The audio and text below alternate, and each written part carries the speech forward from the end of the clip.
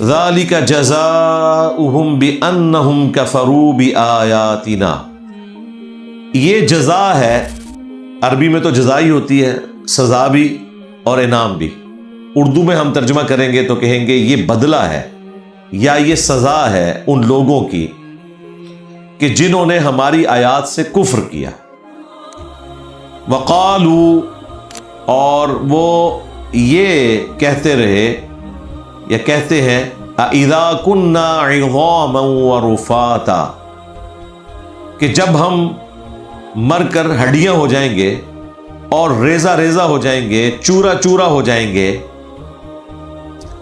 اِنَّا لَمَبْعُوثُونَ خَلْقًا جَدِيدًا، تو کیا سچ مچ ہمیں ضرور ایک نئی زندگی کے ساتھ اٹھایا جائے گا، تخلیق کیا جائے گا، یعنی قیامت کے دن۔ اب اسپیسیفکلی تو یہ آیات آ رہی ہیں ان لوگوں کے بارے میں کہ جو آخرت کے دن کے منکر تھے۔ کافروں کی بھی مختلف اقسام تھی اس زمانے میں بھی، آج بھی۔ اب یہ وہ کافر ہیں جو اللہ کو تو مانتے ہیں لیکن یوم آخرت کو نہیں مانتے کہ مرنے کے بعد دوبارہ بھی زندہ کیا جائے گا۔ اللہ کو مانتے ہیں، اس کی قدرتوں کو مانتے ہیں، لیکن آخرت کے دن کو نہیں مانتے، وہ بھی کافر ہیں۔ ایک وہ کافر ہیں جو اللہ کو مانتے ہیں لیکن اس کے ساتھ اور ہستیوں کو شریک ٹھہراتے ہیں، وہ بھی مشرک اور کافر ہیں۔ اور ایک کافروں کی قسم وہ ہے جو سرے سے خدا کے وجود کے قائل نہیں، وہ بھی کافر ہیں۔ یہاں پر ان کافروں کا ذکر ہے جو اللہ کو مانتے ہیں لیکن یوم آخرت کا انکار کرتے ہیں اور اللہ تعالیٰ کی طرف سے آئی ہوئی آیات کو جھٹلاتے ہیں۔ اللہ تعالیٰ پھر انہیں جواب دے رہا ہے، اولم یروا ان اللہ الذی خلق السماوات والارض، کیا انہوں نے نہیں دیکھا کہ وہ اللہ کہ جس نے پیدا کیا آسمانوں کو اور زمین کو، قادر علی ان یخلق مثلہم، وہ اس بات کے اوپر قادر ہے کہ وہ اس کی مثل دوبارہ سے پیدا کر لے، اس کے لیے کوئی مشکل کام تو نہیں ہے۔ پہلی دفعہ کوئی کام کرنا مشکل ہوتا ہے، دوبارہ کرنا کوئی مشکل کام نہیں۔ وہ اللہ جس نے انسان کو اس وقت پیدا کیا اور آسمانوں اور زمین کو کہ جب وہ تھے ہی نہیں، تو کیا وہ اس کے اوپر قادر نہیں ہے کہ دوبارہ سے پیدا کر لے؟ وَجَعَلَ لَهُمْ أَجَلًا لَا رَيْبَ فِيهِ، اور وہی اللہ ہے جس نے ان کے لیے موت کا وقت مقرر کیا ہے، دنیا میں ایک خاص مدت کے لیے برتنے کو دیا ہے، جس کے بارے میں کوئی شک نہیں ہے کہ ہر شخص کی ایک میعاد ہے جو اس نے پوری کرنی ہے۔ فَأَبَى الظَّالِمُونَ إِلَّا كُفُورًا، تو ظالم لوگ ہیں ان کی تو صرف سرکشی میں اضافہ ہوتا ہے، یعنی اس طرح کی بات سننے کے بعد بجائے وہ سر تسلیم خم کریں، وہ ناشکری کی روش اختیار کرتے ہیں۔ قُلْ لَوْ أَنْتُمْ تَمْلِكُونَ خَزَائِنَ رَحْمَتِ رَبِّي، اے نبی ان سے فرماؤ کہ بالفرض اگر تم لوگ مالک ہوتے میرے رب کے خزانوں کے، اذا لامسکتم خشیۃ الانفاق، تو تم تو اس ڈر سے خرچ کرنے سے رک جاتے کہ کہیں یہ خزانے ختم ہی نہ ہو جائیں۔ یعنی اللہ تعالیٰ ہی ہے جو اپنے نافرمانوں کو بھی نعمتیں دے رہا ہے، ان کے مالک اگر تم ہوتے تو ختم ہونے کے ڈر سے تقسیم نہ کرتے۔ ظاہر ہے کہ عرب کے لوگ جس فقر اور مفلسی کی زندگی گزار رہے تھے، وہاں تو کسی شخص کو ایک وقت کا کھانا کھلانا بھی بہت بڑی بات تھی۔ اسی لیے قرآن پاک میں آپ دیکھیں انفاق فی سبیل اللہ کے اوپر کتنا زیادہ زور دیا گیا کہ اللہ کی راہ میں خرچ کرو۔ جو کنجوس لوگ ہیں ان کو اللہ نے دیا ہوا ہے لیکن وہ اللہ کے دیے ہوئے میں سے خرچ نہیں کرتے، اور اگر خدا نہ خواستہ وہ اللہ کے خزانوں کے مالک ہوتے تو وہ اتنے بڑے بڑے خزانوں کے باوجود خرچ نہ کرتے کہ یہ تو مال ختم ہی نہ ہو جائے۔ وَكَانَ الْإِنسَانُ قَتُورًا، اور انسان جو ہے واقعی بڑا کنجوس واقع ہوا ہے، یعنی یہ انسان کی نیچر کے اندر ہے کنجوسی اختیار کرنا۔ کوئی ہیں جو فیاضی کی روش اختیار کرتے ہیں. بائی نیچر انسان بزدل بھی ہے, انسان ظالم بھی ہے, انسان کنجوس بھی ہے. یعنی بیسیکلی تو یہ ساری برائیاں جو انسان کے اندر موجود ہیں, لیکن اس کا ہرگز یہ مطلب نہیں ہے کہ وہ ان برائیوں کے اوپر قابو نہیں پا سکتا. اچھائی کا مادہ بھی موجود ہے. فَأَلْهَمَهَا فُجُورَهَا وَتَقْوَاهَا, اللہ تعالیٰ نے برائی کی کمپیٹنسی بھی انسان میں ڈال دی ہے, اچھائی کی بھی. لیکن برائی کی طرف انسان جلدی مائل ہوتا ہے, اور وہی ہماری آزمائش ہے. اگر انسان بائی نیچر کھلے دل والا ہوتا, پھر آزمائش کون سی ہونی تھی؟ آزمائش تو ہے ہی اسی وقت کہ جب انسان کنجوس ہو, اور پھر اللہ پر توکل کرتے ہوئے اپنے دیے ہوئے مال میں سے اللہ کی راہ میں خرچ کرے, اس امید کے اوپر بے دیکھے اپنے رب سے ڈرے, اور اس سے امید رکھے کہ قیامت کے دن اللہ تعالیٰ مجھے 700 گنا تک کر کے لوٹائے گا. یہ وہی کرے گا جس کا خدا کے اوپر یقین ہوگا. ادروائز انسان جوڑتا جوڑتا مر جاتا ہے, قبر تک پہنچ جاتا ہے. الہاکم التکاثر حتی زرتم المقابر, ہلاک کیا تمہیں مال کی کثرت, اس کے حصول کے لیے جد و جہد کرنے نے, اور اس کی کثرت کہ میرا مال مجھے مال ملے, یہاں تک کہ تم قبروں تک جا پہنچے. ایک معنی یہ ہے کہ موت آ گئی, اور ایک معنی یہ ہے کہ تم نے قبریں بھی کھود ڈالی. یہ بھی ہو جاتا ہے بعض اوقات. بہرحال اس کانٹیکسٹ میں ایک بخاری مسلم میں حدیث ہے کہ نبی علیہ السلام نے یہی آیت تلاوت کی, سورہ التکاثر کی ابتدائی آیات, اور پھر آپ نے فرمایا کہ انسان پوری زندگی بس یہی کہتا رہتا ہے میرا مال میرا مال میرا مال. حالانکہ تیرا مال وہ ہے جو تو نے کھا لیا یا پہن کر بوسیدہ کر لیا. باقی تیرے رشتہ داروں کا مال ہے, ورثاء کا مال ہے. یعنی تم نے جوڑا ہے, پیچھے سے انہوں نے عیاشیاں کرنی ہیں. آپ دیکھ نہیں رہے کتنے امیر لوگ ہیں, پوری زندگی کنجوسی کر کر کے مال جوڑتے ہیں, جیسے ہی مرتے ہیں اولاد جو ہے وہ سارا مال اڑا کے رکھ دیتی ہے. اور بسا اوقات تو وہ اولاد اپنے باپ کو بھی قتل کر دیتی ہے, اس سے زبردستی مال ہتھیا لیتی ہے. حالانکہ اسی اولاد کے لیے اتنی محنت کر کے حرام اور حلال کی تمیز گنوا کے انسان نے اتنی ایفرٹ پٹ کر کے وہ مال جمع کیا ہوتا ہے. پھر نبی علیہ السلام نے فرمایا کہ تیرا مال وہ ہے جو تو نے کھا لیا, پہن کر بوسیدہ کر لیا, باقی جو بچ گیا وہ تیرے ورثاء کا مال ہے, یا تیرا مال وہ ہے جو تو نے اللہ کی راہ میں خرچ کر کے آخرت کے دن کے لیے سٹور کر لیا. اب یہ جو چیز ہے نا, آخرت کے لیے سٹور کر لیا اللہ کی راہ میں خرچ کر کے.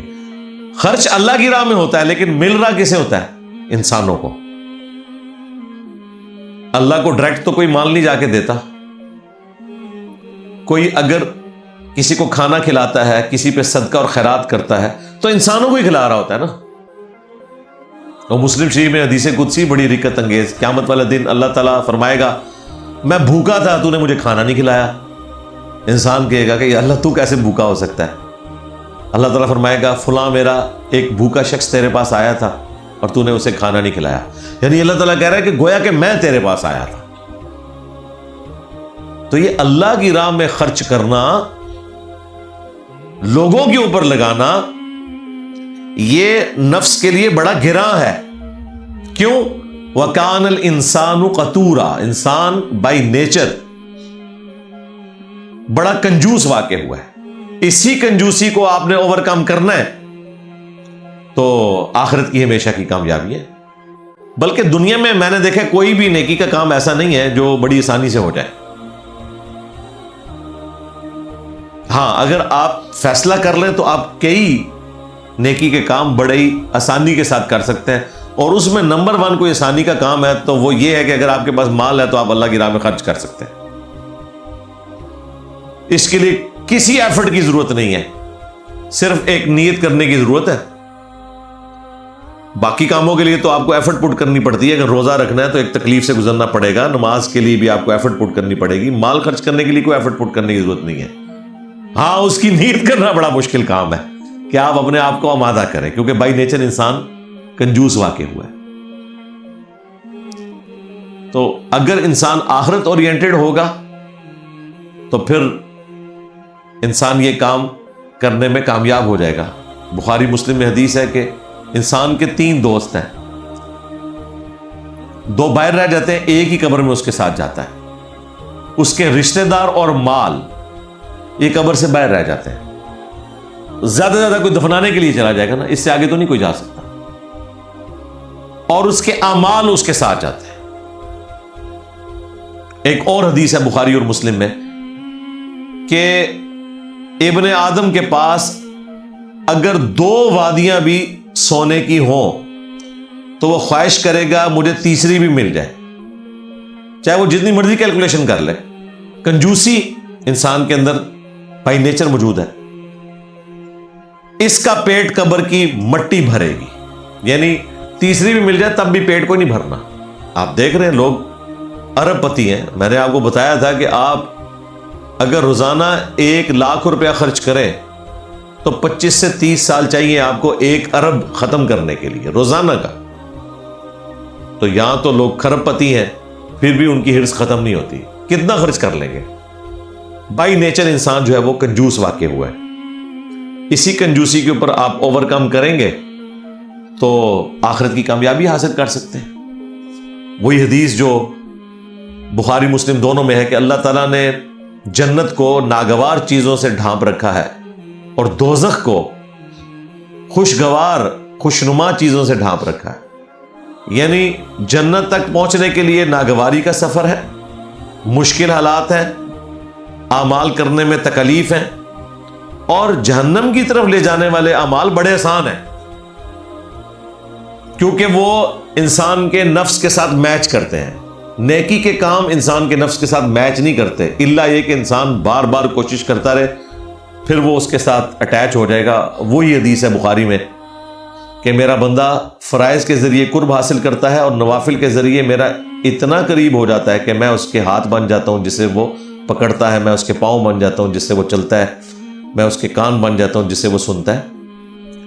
یہ اس بندے کے بارے میں ہے جو واقعی ٹرائی اینڈ ٹرائی اگین کرتا رہتا ہے، پھر ایک وقت آتا ہے کہ اس کے لیے پھر گناہ میں بھی لذت ختم ہو جاتی ہے۔ اگر اسے کوئی کوشش کر کے بھی کوئی گناہ کا کام کروانا چاہے، اسے کوئی اٹریکشن فیل نہیں ہوتی۔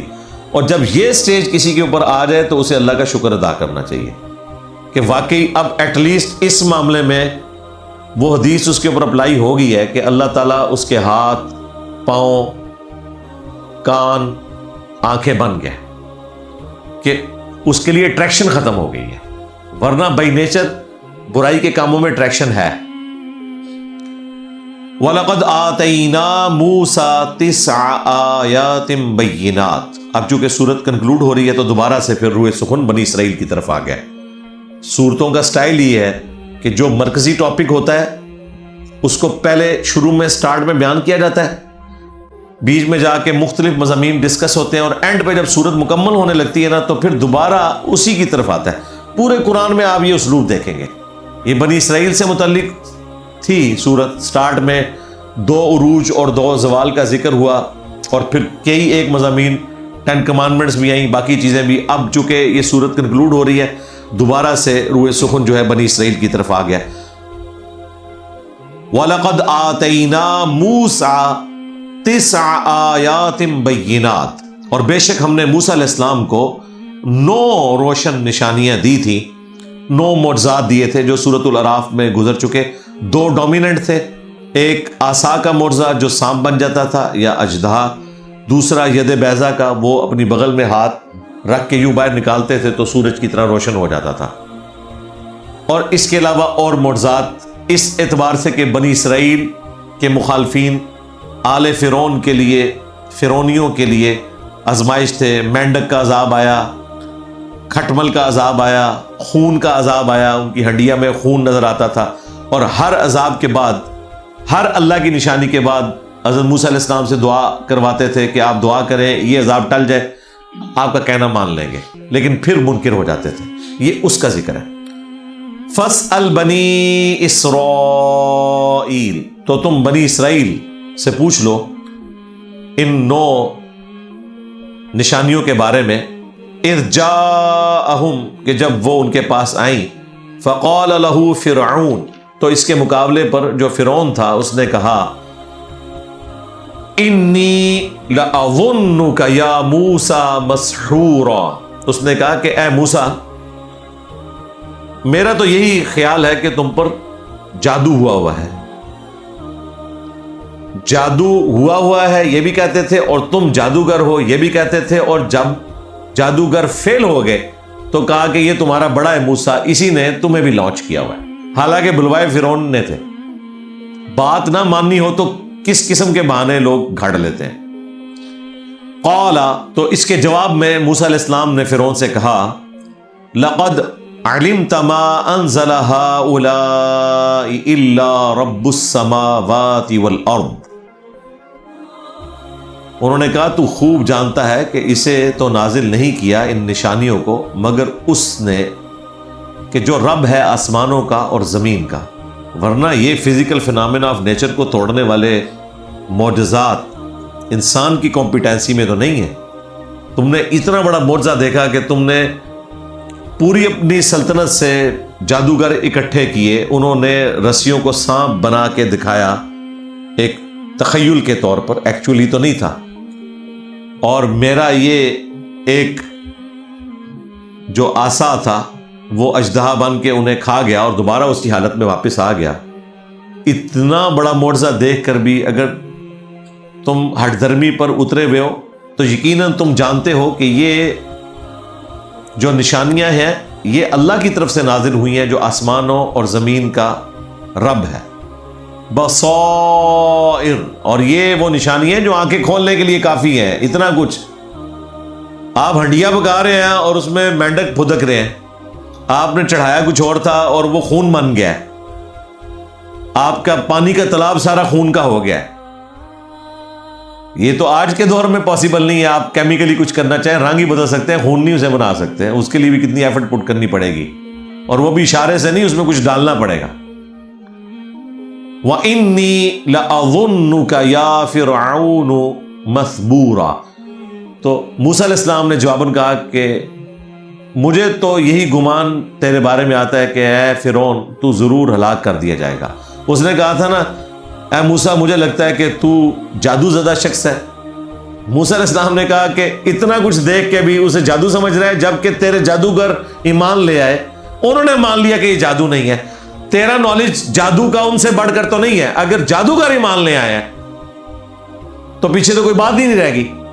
تو مجھے لگتا ہے کہ اب تیرے لیے فیصلہ ہو چکا ہے, تیرے اوپر مہر لگ گئی ہے, اب تو نے کوئی ہدایت کے راستے پر نہیں آنا, تو عنقریب ہلاک کر دیا جائے گا.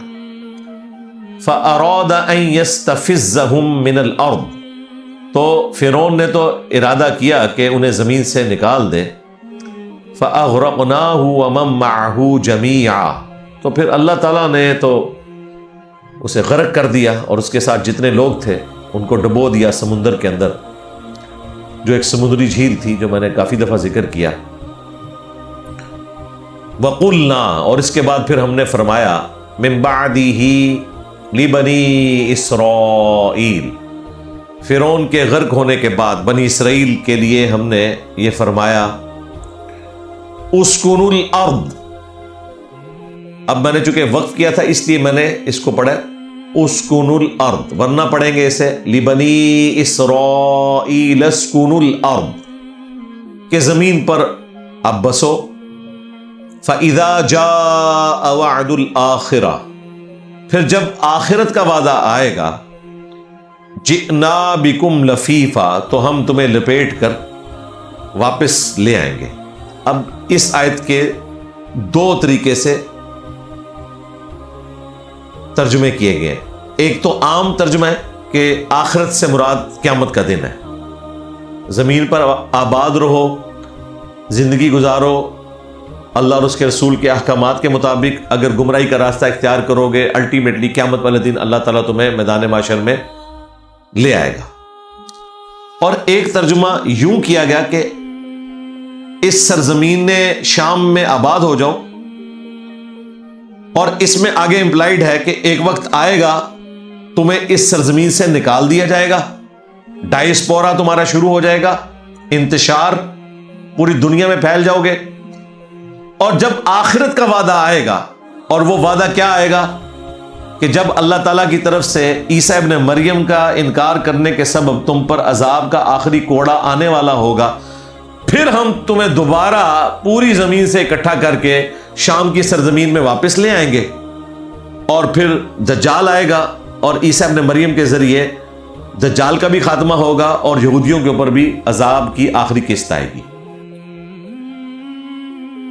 یہاں پر آیت کے الفاظ غیر معمولی ہیں، لہٰذا یہ جو دوسرا ترجمہ کیا گیا ہے یہ بھی کوئی پھینکنے والا نہیں ہے۔ اور یہ یاد رکھیے گا، قرآن حکیم میں بیک وقت دو تراجم درست ہو سکتے ہیں، دونوں کے دونوں امپلیمنٹ ہو جاتے ہیں۔ اگر اسے آپ یوم آخرت کے پوائنٹ آف ویو سے کریں تو وہ تو جنرل ظاہر ہے عقیدہ آخرت ہے، اور اسپیسیفکلی اگر بنی اسرائیل کے لیے کریں تو یہ چیز اسٹیبلش ہو جاتی ہے۔ آج ہمیں نظر آ رہا ہے، مطلب آج سے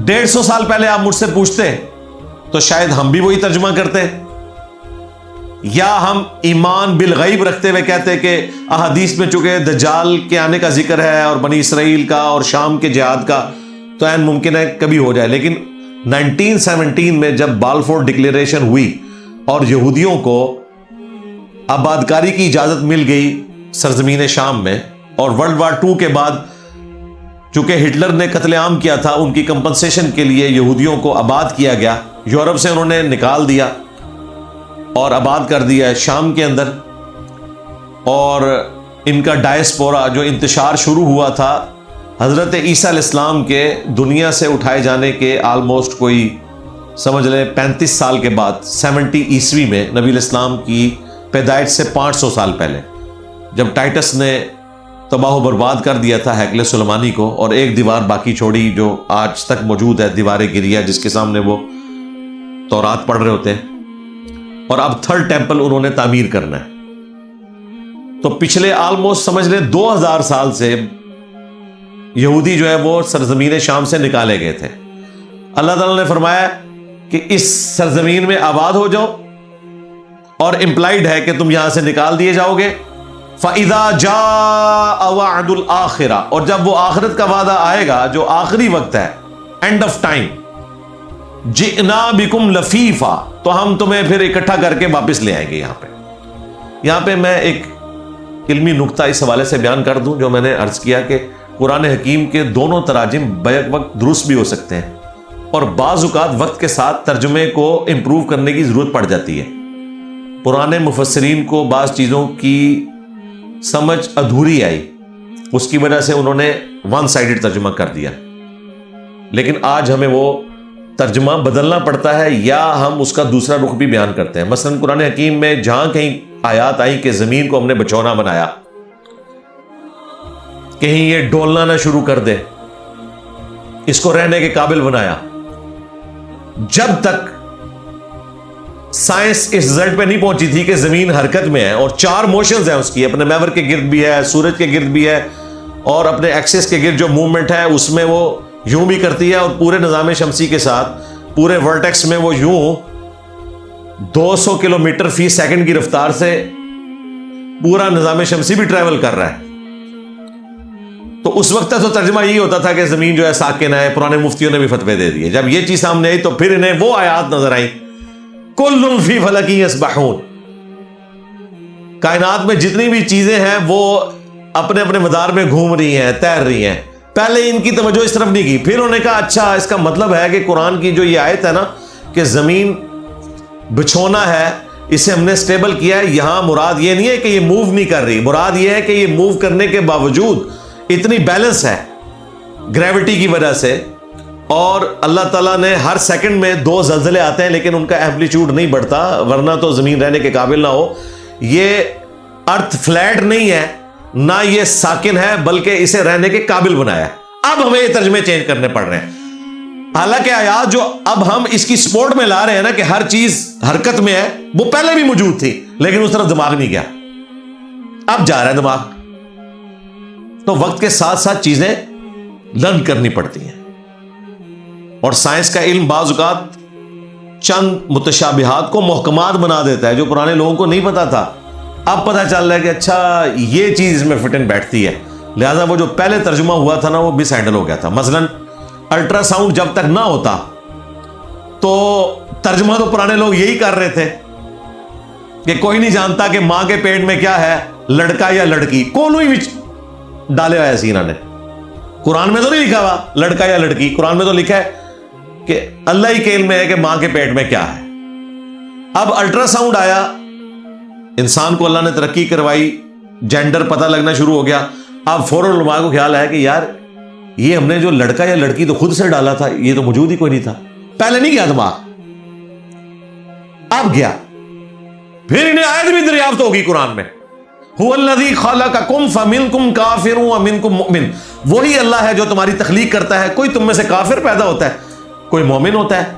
پیدا کرنے والا ایک ہے, لیکن جو پیدا ہو رہے ہیں وہ دو ہیں.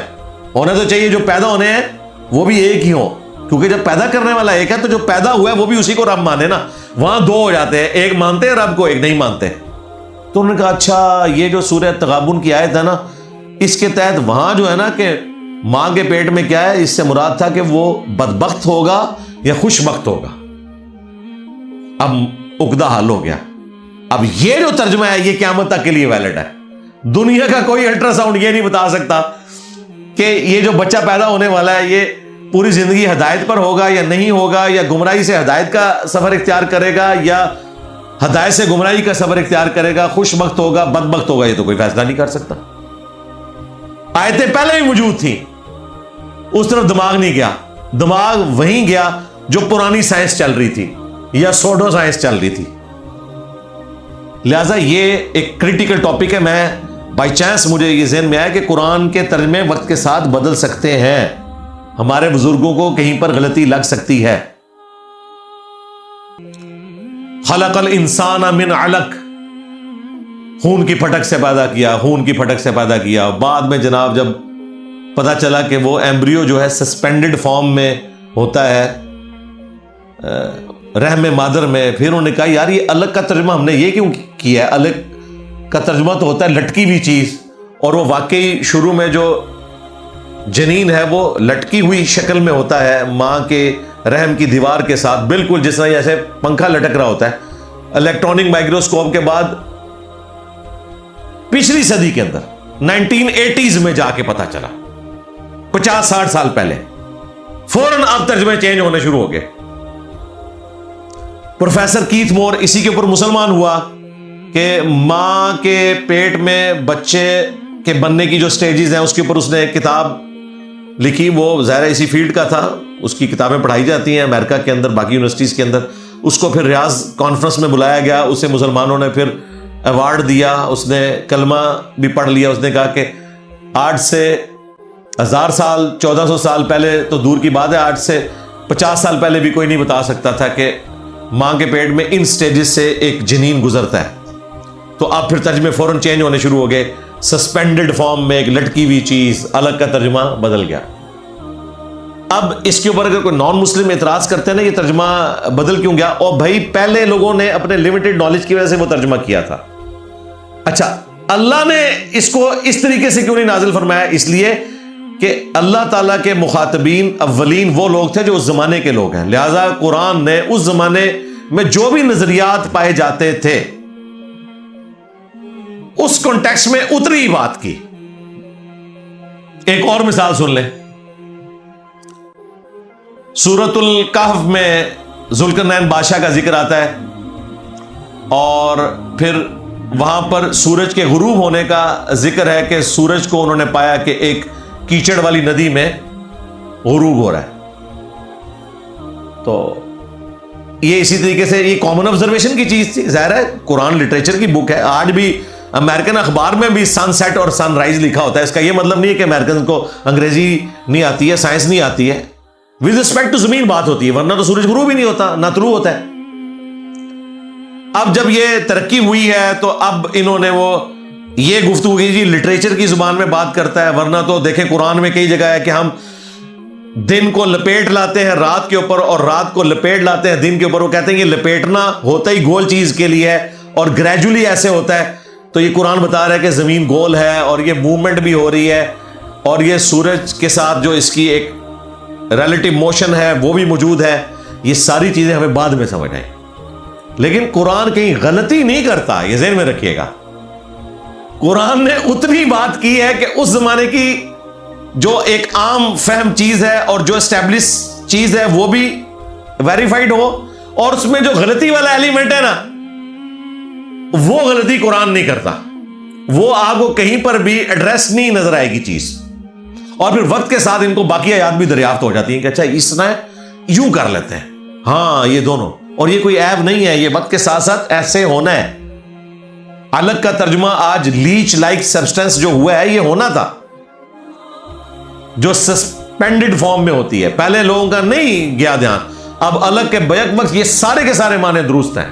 لیچ لائک سبسٹنس بھی اور سسپینڈڈ چیز بھی اور خون کی پھٹک کی مانند, اور اس میں وہ کہتے ہیں وہ شیپ کی بات ہو رہی ہے. اب یہ ساری چیزیں بعد میں پتہ چلنا شروع ہوئی. تو یہ ہو سکتا ہے کہ وقت کے ساتھ چیزیں انسان لرن کرے. اس کانٹیکسٹ میں میں نے یہ بات کر دی.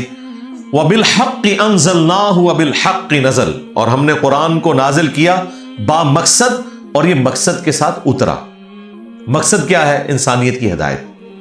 وَمَا أَرْسَلْنَاكَ إِلَّا مُبَشِّرًا وَنَذِيرًا, اور اے محبوب صلی اللہ علیہ وآلہ وسلم ہم نے آپ کو نہیں بھیجا مگر خوشخبری دیتا ہوا اور ڈر سناتا ہوا. ایک اور جگہ آیا پوری انسانیت کے لیے, وَمَا أَرْسَلْنَاكَ إِلَّا كَافَّةً لِلنَّاسِ بَشِيرًا وَنَذِيرًا. تو قرآن اور رسول اللہ صلی اللہ علیہ وآلہ وسلم یہ دو چیزیں اللہ تعالیٰ کی طرف سے انسانیت کے لیے با مقصد اور ہدایت کے لیے بھیجی گئی ہیں.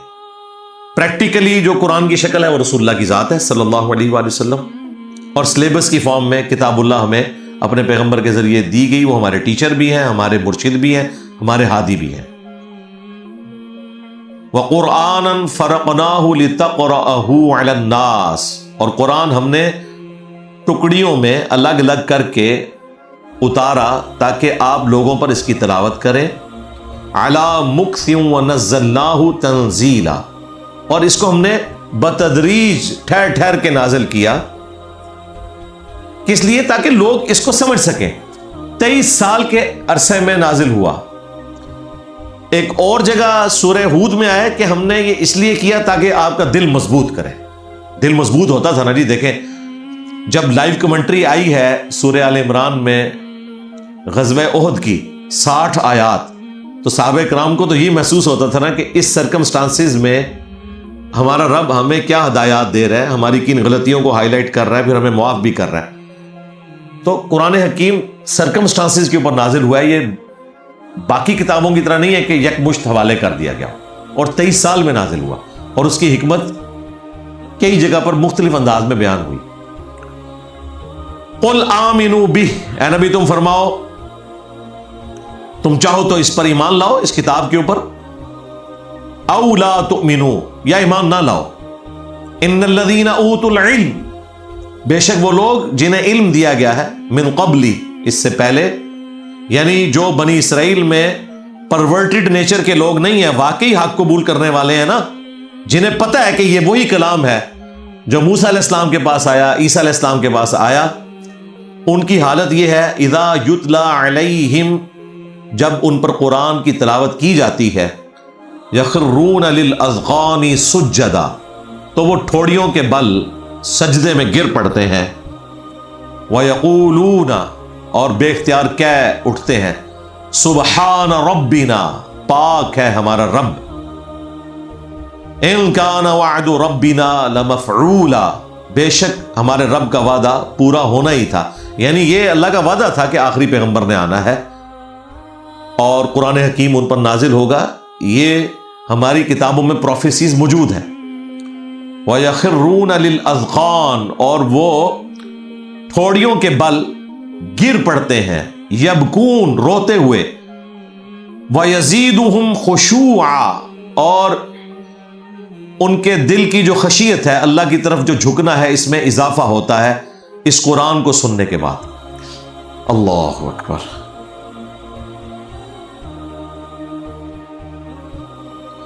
سجدہ تلاوت کا سواری کے اوپر یہی طریقہ ہے صحیح بخاری کے اندر کہ آپ نے سر کے اشارے سے سجدہ تلاوت کرنا ہے۔ ہمارے استاد ڈاکٹر سرار صاحب بیچارے جتنے سجدے آتے تھے قرآن لپیٹتے تھے، زمین پہ اتر کے سجدہ کرتے تھے۔ حالانکہ سنت یہ ہے کہ سواری پہ جب آپ بیٹھے ہوئے ہیں تو آپ نے اس طرح کرنا ہے، بعد میں بھی کر سکتے ہیں، یہ نفلی چیز ہے، اس پہ میری الگ سے ویڈیو ریکارڈ ہے سجدہ تلاوت کا طریقہ، وہ آپ دیکھ لیں۔ یہاں پر ایک اور امپورٹنٹ چیز، وہ بھی میرا خیال ہے آج ہی جا کے ہمیں سمجھ آئی ہے، میں نے تو پرانی تفسیر میں جب دیکھا ہے واضح الفاظ ہیں کہ ٹھوڑیوں کے بل گر پڑتے ہیں اور رونا شروع کر دیتے ہیں سجدے کی حالت میں۔ اب ہم تو ٹھوڑی کے بل سجدہ نہیں کرتے، ہم تو کرتے ہیں ماتھے کے بل۔ اب پرانے بزرگوں کو پڑھے، کوئی تفسیر بیان کر رہا ہے، کوئی تفسیر بیان کر رہا ہے، لیکن سب سے بڑا بزرگ یوٹیوب گوگل حافظہ اللہ، اس پہ آپ جا کے لکھیں کہ یہودی جو ہے وہ سجدہ کس طرح کرتے ہیں، ان کی نماز کا پریکٹیکل آ جائے گا۔ جس طرح میں نے نماز کا پریکٹیکل طریقہ ریکارڈ کرایا ہوا نا، یہودیوں کی بھی پریکٹیکل نماز کے طریقے موجود ہیں۔ وہ اگر ہمارے بزرگوں نے کہیں یوٹیوب پہ دیکھ لیا ہوتا یا وہ کبھی یروشلم میں کسی یہودی سے ملے ہوتے تو انہیں پتہ چل جاتا کہ یہ جو الفاظ ہیں کہ ٹھوڑیوں کے بل سجدے میں گرنا کیا ہے، سجدے میں تو آپ ماتھے کے بل گرتے ہیں، تو آپ انہیں نماز پڑھتے ہوئے دیکھیں وہ یوں سجدہ کرتے ہیں، پورے ایسے لیٹ جاتے ہیں اور ٹھوڑی ان کی زمین پہ لگ رہی ہوتی ہے۔ تو یہ آج بھی اگر ان کی نماز آپ دیکھیں یوٹیوب پہ رکھی ہوئی ہے، پھر آپ کو یہ آیت سمجھ آئے گی۔ چلیں یہ ایک اور مثال ہوگی ہے کہ وقت گزرنے کے ساتھ چیزیں سمجھ آتی ہیں، ورنہ پرانے لوگ تو اسی طریقے سے تعویلات کرتے رہے، جی ٹھوڑی سے مراد یہاں چہرہ ہے، اور چونکہ چہرہ مراد ہے تو چہرے میں ماتھا بھی شامل ہوتا ہے، بس اس طرح کر کے وہ اتنی دور کی تعویل کرتے تھے، حالانکہ یہ ٹھوڑی ہی مراد ہے، وہ ٹھوڑی کے بل یوں کر کے سجدہ کرتے ہیں، یوں نیچے رکھتے ہیں۔ قُلِ ادْعُوا اللَّهَ أَوِ ادْعُوا الرَّحْمَٰنَ، اے نبی تم فرماؤ چاہو تو اس خدا کو اللہ کہہ کر پکارو یا رحمان کہہ کر۔ مشرکین عرب رحمان نام سے چڑھتے تھے، ان کو اللہ نام کا تعارف تھا، جبکہ اللہ تعالیٰ کو اللہ کے بعد جو اپنا سب سے پسندیدہ نام ہے وہ رحمان ہے۔ دیکھیں بسم اللہ میں بھی بسم اللہ الرحمن الرحیم، اللہ کے نام پر کوئی سورت نہیں ہے، لیکن سورت الرحمان ہے رحمان کے نام کے اوپر، اسپیسیفکلی اللہ تعالیٰ کو نام بہت پسند ہے۔ تو اے نبی سے فرماؤ کہ اللہ کہہ کر پکارو یا رحمان کہہ کر، ایما تدعو، تم جو بھی پکارتے ہو اسے، فلہ الاسماء الحسنى، سارے اچھے نام اسی کے لیے، یعنی یہ رحمان کی جو صفت ہے اللہ کی، یہ اسی کا نام ہے۔ بعض لوگ تو یہ بھی کہتے ہیں کہ اللہ کے دو نام ہیں، اللہ اور رحمان، باقی ساری صفات ہیں، یعنی اس الرحمان ورڈ کی اتنی امپورٹنس ہے۔ عموماً تو ہم سے جب پوچھا جاتا ہے تو ہم کہتے ہیں کہ اللہ اس کا ذاتی نام ہے، باقی سارے صفاتی نام ہیں، اور ظاہر رحمان بھی ایک صفاتی نام ہے، لیکن یہ وہ صفاتی نام ہے جو اللہ کو اتنا پسند ہے کہ اللہ کے ایکویلنٹ یوز ہوتا ہے۔ سورہ مریم میں ہے، یہ کہتے ہیں رحمان نے بیٹا جنا، وہاں پر اللہ نے بیٹا جنا نہیں، رحمان نے بیٹا جنا۔ اس پہ اللہ نے کہا تھا قریب آسمان پھٹ پڑے اور زمین شک ہو جائے اور پہاڑ ریزہ ریزہ ہو جائے، ان دعوا للرحمن ولدا، کہ انہوں نے رحمان کے لیے بیٹا تجویز کیا، ان دعوا للرحمن ولدا۔ تو رحمان اللہ تعالیٰ کا آپ سمجھ لیں وہ صفاتی نام ہے جو اللہ کے ایکویلنٹ یوز ہوتا ہے، تمام اچھے نام اسی کے لیے ہیں۔ اچھا اب یہ وہ مسئلہ ہے جو اسماء و صفات کا مسئلہ بعض اہل حدیث حضرات نے بنایا ہے، سلفیوں نے، وہ کہتے ہیں کہ جی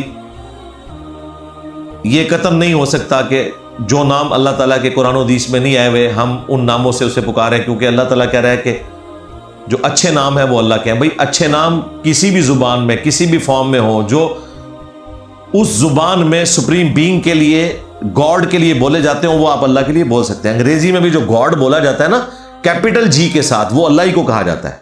جو چھوٹے جی کے ساتھ گاڈ ہے نا وہ دیوتا ہوتے تھے، جو بڑے جی کے ساتھ گاڈ بولا جاتا ہے وہ اللہ ہی کو، وہ بھگوان ہندوؤں کے ہاں ہے، خدا فارسی زبان میں بولا جاتا ہے معبود کے لیے۔ تو جس زبان میں، ساری زبانیں اللہ ہی کی ہیں نا، سورہ روم میں آیا کہ یہ زبانیں اور یہ جو اللہ تعالیٰ نے رنگ و نسل کا فرق رکھا ہے یہ سارا اللہ ہی نے رکھا ہے. سورہ حجرات میں ہے کہ اس کے ذریعے تمہاری پہچان ہوتی ہے. تو تمام اچھے نام جو کسی بھی زبان میں ہیں, جو کسی بھی زبان میں خدا کے لیے بولے جاتے ہیں, وہ اللہ ہی کے لیے. یہ اسماء و صفات کا مسئلہ بنانا خام خواہ ایک ضد کرنے والی بات ہے کہ ہم نے جو قرآن و حدیث میں نام آئے ہیں وہ ماننے ہیں, وہ تو ہم نے ماننے ہی ماننے ہیں. اس کے علاوہ ابھی تورات اور انجیل تو ہیبرو لینگویج میں نازل ہوئی ہیں, وہ تو زبان ہی ڈیفرنٹ تھی, عبرانی زبان. وَلَا تَجْهَرْ بِصَلَاتِكَ وَلَا تُخَافِتْ بِهَا, اور اپنی نماز بہت زیادہ بلند آواز سے نہ پڑھا کرو اور نہ بہت زیادہ آہستہ. وَابْتَغِ بَيْنَ ذَلِكَ سَبِيلًا, بلکہ ان کے درمیان کا راستہ اختیار کرو. اور ظاہر ہے کہ یہ جہرن نمازوں کے لیے تو اسپیسیفکلی ہے کہ آپ نے چیخ کے نہیں پڑھنا, لیکن بہت آہستہ بھی نہیں پڑھنا, درمیان کی آواز میں. اور جو سرن نمازیں ہیں وہ تو آپ نے پڑھنی آہستہ ہیں, لیکن وہ بھی اتنی آہستہ نہیں پڑھنی کہ صرف دل میں پڑھ رہے ہو. زبان ہلنا ضروری ہے, خود کو احساس ہونا ضروری ہے, اپنے کانوں کا سننا ضروری ہے کہ آپ یہ پڑھ رہے ہیں. تو یہ ایک اسلوب پتہ چل گیا نماز کے حوالے سے کہ زیادہ آواز بلند نہیں کرنی. لہٰذا اگر آپ کی مسجد میں پہلی صف میں 10 نمازی ہیں اور دوسری صف ہے ہی نہیں ہے اور آپ سپیکر میں نماز پڑھا رہے ہیں, پورے محلے میں آواز جا رہی ہے, تو آپ قرآن کے حکم کی خلاف ورزی کر رہے ہیں. اگر نماز کے لیے یہ آ رہے ہیں تو اذان والا معاملہ تو آپ چھوڑ دیں. اذان کے لیے 20 سپیکر لگانا, جو گھر بیچارے قریب ہیں وہ تو اللہ کا شکر ادا کرتے ہیں جب اذان مکمل ہوتی ہے. ان لوگوں کو اس چیز کا احساس نہیں ہے. اذان اتنی ہونی چاہیے کہ بس محلے تک بات پہنچ جائے. اور آج کل تو گھڑیاں لوگ آ جائیں گے, پرانے زمانے میں کون سے سپیکر تھے. حضرت بلال جب کسی مینار پہ کھڑے ہو کر اذان بھی دیتے ہوں گے کسی اونچی چھت کے اوپر, تو کتنی دور آواز جاتی ہوگی. تو اب سنت میں واپس آؤ, ڈائریکٹ اسی طریقے سے دو. اور اگر سپیکر استعمال ہی کرنا ہے تو وہ بھی پورا سپیکر سٹینڈ نہ بنا دو, بس اتنا سپیکر ہو, اس کی آواز اتنی ہو کہ محلے والوں کو پتہ چل جائے. That's all.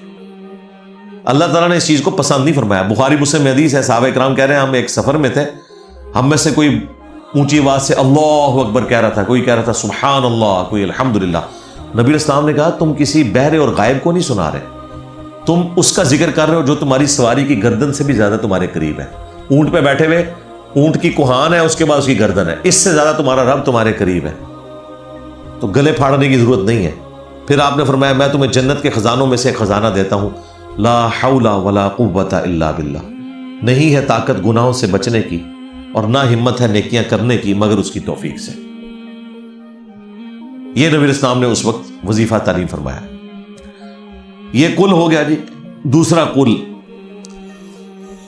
وَقُلِ الْحَمْدُ لِلَّهِ الَّذِي لَمْ يَتَّخِذْ وَلَدًا, اور اے نبی یوں عرض کرو اللہ کے حضور کہ تمام تعریفیں اس اللہ کے لیے ہیں جس نے اپنے لیے کوئی بچہ اختیار نہیں کیا. یہ والدہ کے الفاظ ہیں, یعنی بگوٹن اولاد اللہ کی کوئی نہیں ہے. باقی مخلوق ساری اللہ کا کنبہ ہے.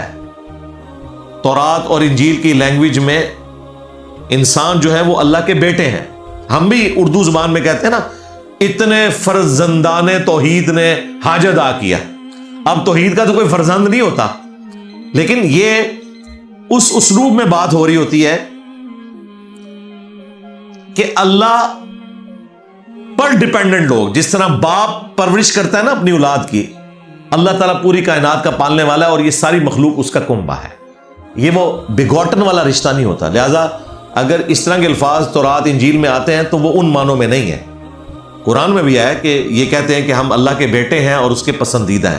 تو اللہ تعالیٰ نے اس کے جواب میں یہ نہیں کہا کہ اللہ کا بیٹا کہاں سے ہو سکتا ہے, وہاں ابنا کا ورڈ ہے, اور احبا ہم اس کے چہیتے ہیں. تو اللہ نے کہا کہ اللہ نے کوئی سند نازل کی ہے کہ اللہ تعالیٰ تمہیں عذاب نہیں دے گا. یعنی وہ یہ کہتے تھے کہ چونکہ ہم اللہ کے بیٹے ہیں, چوزن پیپل ہیں, ہم بنی اسرائیل اور اس کے محبوب ہیں, تھے تو صحیح, لیکن اس کا یہ مطلب نہیں کہ تم اللہ کے نافرمان ہو جاؤ. تم نے خدا کو رسپانس کرنا ہے. وہی اللہ, اس کے لیے ساری تعریفیں ہیں جس نے اپنا بیٹا کسی کو نہیں بنایا. وَلَمْ يَكُنْ لَهُ شَرِيكٌ فِي الْمُلْكِ, اور اس کے اس بادشاہت میں کوئی اس کا شریک نہیں ہے. کوئی فرشتہ، کوئی پیغمبر، کوئی جن اس کے ساتھ شریک نہیں ہے، وہ اکیلا ہے، سب کچھ دیکھ رہا ہے۔ وَلَمْ يَكُنْ لَهُ وَلِيٌّ مِّنَ الذُّلِّ، اور نہ کوئی اس کا حمایتی ہے بسبب اس کے کہ اس کے اندر کوئی کمزوری موجود ہے۔ یہ کمال کی بات ہے، حمایتی تو ہیں ہم بھی، نہیں ہے کہ اللہ کے حمایتی، لیکن اس وجہ سے نہیں کہ اللہ کمزور ہے۔ اللہ کہتا ہے من انصاری اللہ، حضرت عیسیٰ علیہ السلام کے ذریعے کون ہے جو اللہ کی مدد کرے، اس لیے نہیں کہ اللہ کمزور ہے، اللہ کے دین کی مدد کرے اور جنت کمائے۔ اور اسی میں امپلائڈ ہے فرشتے بھی اللہ کے مددگار ہیں، لیکن اس وجہ سے نہیں کہ اللہ فرشتوں کا محتاج ہے یا وہ اللہ کو کوئی سپورٹ کر رہے ہیں، جس طرح یہاں کسی بادشاہ کو اس کے فوجی سپورٹ کرتے ہیں۔ اللہ نے ایک طریقہ بنایا، دیٹس آل۔ تو یہ آیت بڑی امپورٹنٹ ہے کہ اللہ تعالی کا کوئی حمایتی، اس کا کوئی دوست اس حوالے سے نہیں ہے کہ اللہ تعالیٰ میں کوئی کمزوری ہے، نہ کوئی فرشتہ، نہ کوئی جن، نہ کوئی پیغمبر، نہ کوئی اہل ایمان میں سے، نہیں، بلکہ انسان اپنی کامیابی کے لیے سب کچھ کر رہا ہے۔ وَكَبِّرْهُ تَكْبِيرًا، اور اسی کی بڑائی بولو، اسی کی بلندی کا ذکر کرو۔ اللہ اکبر، اللہ اکبر، لا الہ الا اللہ، واللہ اکبر، اللہ اکبر وللہ الحمد۔ ساری بڑائیاں اللہ کے لیے۔ یہ اللہ اکبر تو وہ چیز ہے جس سے ہماری نماز سٹارٹ ہوتی ہے بھائی، اللہ کا نام لے کر۔ دیکھیں اللہ تعالیٰ کی کئی ایک صفات کا ذکر آیا، اس سے متعلق اذکار کا ذکر ہے، سبحان اللہ بھی ہے، الحمدللہ بھی ہے، لا الہ الا اللہ سے بڑا کیا وظیفہ ہو سکتا ہے، لیکن اللہ نے نماز کے لیے کس چیز کو پسند کیا ہے؟ اللہ اکبر۔ ساری بڑائیاں اللہ کے لیے۔ یہ وہ بڑا چھوٹا وہ والا کانسیپٹ نہیں ہے، چونکہ اب زبان کی لمیٹیشن ہے۔ اللہ کے لیے جب ہم بات کرتے ہیں تو لیس کمثلہ شیء، اس کی مثل کوئی شے نہیں ہے، بس سمجھانے کے لیے اپنی لنگوسٹک میں کہتے ہیں۔ اسی لیے اعلیٰ حضرت جب اس کا ترجمہ کرتے ہیں وہ یہ کرتے ہیں کہ بڑائی ساری اللہ کے لیے ہے۔ سبحان اللہ کا وہ ترجمہ کرتے ہیں پاکی اللہ کے لیے ہے۔ وہ کہتے ہیں ہم یہ بھی نہیں کہتے کہ اللہ پاک ہے، اللہ پاک ہونے کے انڈر نہیں آتا، پاکی اللہ کے لیے ہے، بڑائی اللہ کے لیے ہے۔